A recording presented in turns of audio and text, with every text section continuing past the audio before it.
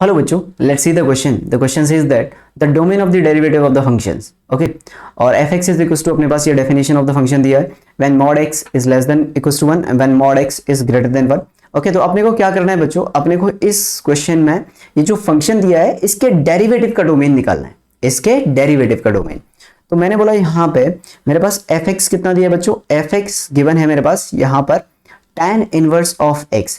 अच्छा, mod x less than equals to 1 का क्या मतलब होता है, इसका मतलब होता है कि आपका x क्या है 1 से लेके -1 के बीच में है.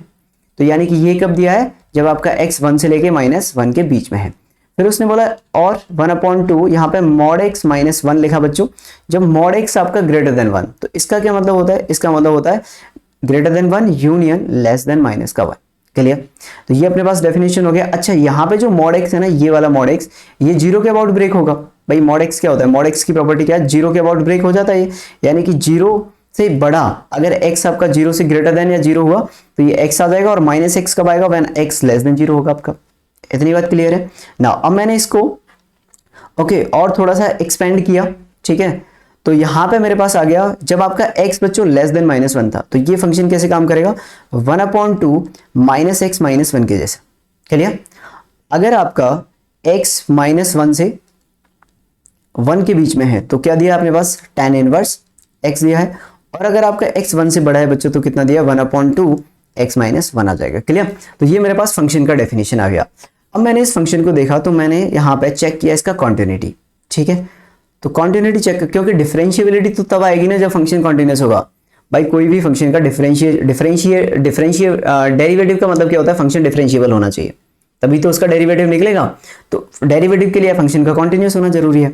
तो मैंने बोला कि यहाँ पे एट x इक्वल्स टू -1 पे बच्चों, तो x इक्वल्स टू -1 पे अगर आप चेक करो तो f ऑफ -1 आपका आता है tan इनवर्स ऑफ -1 यानी कि माइनस का π/4 बच्चों, x इक्वल्स टू -1 पे. ठीक है. फिर मैंने बोला यहाँ पे कि अगर मैं limit x tends to 1 negative या 1 माइनस का 1 पे चेक कर रहे हैं ना, -1 नेगेटिव निकालूं, -1 से जरा सा छोटा, -1 से जरा से छोटे पे कौन सा डेफिनेशन है, 1/2 माइनस का x + 1 हो गया. अगर आपका x -1 की तरफ गया तो x -1 की तरफ गया तो ये जीरो की तरफ चला जाएगा. यानी कि फंक्शन क्लियर दिख रहा है आपको. LHL कितना आ रहा है, जीरो, जबकि फंक्शनल वैल्यू कितनी आ रही है, माइनस का π/4. जबकि अगर आपका फंक्शन कॉन्टिन्यूअस है तो लिमिटिंग वैल्यू और फंक्शनल वैल्यू सेम आनी चाहिए. सिर्फ आपने LHL निकाला तभी आपको आइडिया लग गया कि इसका क्या आएगा, ये तो फंक्शन का कॉन्टिन्यूअस होगा ही नहीं इस वाले पॉइंट पे. यानी कि लिमिट फिर भी आप चाहो तो -1 प्लस निकाल सकते हो. ये कितना आ जाएगा, tan इनवर्स ऑफ x, और यहाँ पे आपकी वैल्यू आ जाएगी कितनी, अगर ये -1 की तरफ गया तो माइनस का π/4 आ जाएगा. क्लियर. यानी कि फंक्शन f(x) इज डिसकॉन्टिन्यूअस बच्चों, f(x) is discontinuous at x equals to -1. यानी कि जो फंक्शन डिसकॉन्टिन्यूअस है वो डिफरेंशिएबल तो होगा ही नहीं, और जो डिफरेंशिएबल नहीं होगा मतलब उस -1 पे डिफाइन ही नहीं है. डिसकॉन्टिन्यूअस आ गया ना, ब्रेक आ गया, जिस पॉइंट पे ब्रेक आ गया वहां पे क्या होगा, वो डोमेन में नहीं आएगा, फिर डेरिवेटिव के डोमेन में आएगा ही नहीं. क्लियर, क्योंकि उस पॉइंट पे डेरिवेटिव एग्जिस्ट ही नहीं करेगा, सीधी सी बात है. ओके ना, अगर हम बात करें यहाँ पे दूसरा पॉइंट क्या है बच्चों, 1. ये तो -1 पे चेक कर लिया, अब मैंने 1 पे चेक किया. तो बच्चों यहाँ पे एट x इक्वल्स टू 1, अगर मैं 1 पे बात करूं तो f ऑफ 1 कितना आ रहा है भाई, अगर हम f ऑफ 1 की बात करें तो tan 1 π/4 आता है. तो f ऑफ 1 कितना हो जाएगा, tan π/4 यानी कि 1. अब मैंने इस पर लिमिट निकाला, लिमिट x टेंस टू 1 पे कौन सा वाला, तो मैंने बोला 1 पर हम लोग यहाँ पे 1 पॉजिटिव यानी कि RHL निकाल लेते हैं.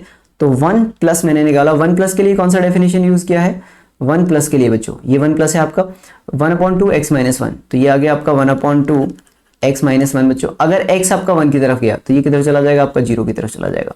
यानी कि इसमें भी क्या हो रहा है, आपका डिसकॉन्टिन्यूअस हो रहा है. क्लियर. और यहाँ से limit x tends to 1 negative, 1 negative क्या आ रहा है, 1 नेगेटिव पे कौन सा वाला डेफिनेशन है, tan इनवर्स x, तो ये तो tan inverse of x, tan inverse 1 कितना होता है, π/4 होता है. क्लियर. और ये कितना था आपका 1 भी कितना था, 1 पे गया था tan, ओके 1 पे गया था tan, ओके ये भी कितना आ रहा था, π/4 आ रहा था आपका. क्लियर. तो इसका मतलब ये कितना आ जाएगा आपका, यानी कि function f(x) is discontinuous at x equals to 1. यानी कि ये जो फंक्शन है वो आपका -1 पे भी डिसकॉन्टिन्यूअस है और आपका 1 पे भी डिसकॉन्टिन्यूअस है. इसका मतलब क्या हो गया कि ये दोनों पॉइंट आपके डोमेन में आएंगे नहीं. तो now let's see the option. तो डोमेन में क्या आएगा, यानी कि -1, यानी कि डेरिवेटिव, यानी कि domain of derivative of f(x), यानी कि domain of F dash X क्या आ जाएगा बच्चों, F dash X is equal to R minus, इसमें से कौन से पॉइंट हटाने मुझे 1 एंड -1, क्लियर। तो now let's see the option D match कर रहा है तो option D will be the right answer. Okay, I hope आपको समझ में आया होगा। Good luck.